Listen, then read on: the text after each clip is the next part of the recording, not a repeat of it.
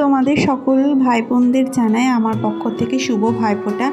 কালী পুজোর রেশ কিন্তু কাটিনি, তার আগেই কিন্তু ভাইফোঁটা চলে এসেছে। আমি আমার ছোট্ট গপলু ভাইয়ের জন্য ভাইফোঁটার থালা সাজিয়ে নিয়েছি, দই নিয়েছি, হলুদ নিয়েছি, আর চন্দন নিয়েছি, ধান দুব্বো যেরকম আর কি থাকে, সেক্ষেত্রে তো কিছু বলার নেই, ঘরে ঘরেই হয়। তো আমি একটা সুন্দর চুড়িদার পরে গপলু ভাইয়ের জন্য সেজে নিয়েছি সুন্দর করে ভাইফোঁটা দেবো বলে।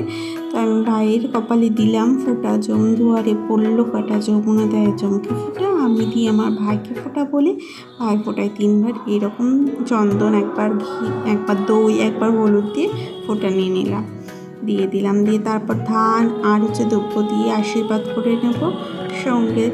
আর পান সুপারি বাতাসাটা এখানে দেওয়া হয়নি, পরে মা বললো বাতাসা দিতে হয় নাকি, অনেকে কলাও দেয়, প্রদীপের তার দিয়ে আমি 5 রকমের মিষ্টি ভাইফোঁটার দিনে দেখে একই রকমের মিষ্টি কালার মিশিয়ে 5 রকম বানিয়ে দিয়েছি, কেমন দুষ্টু বুদ্ধি। তো আমার ভাইফোঁটা তো এইভাবেই কাটলো। তোমাদের কেমন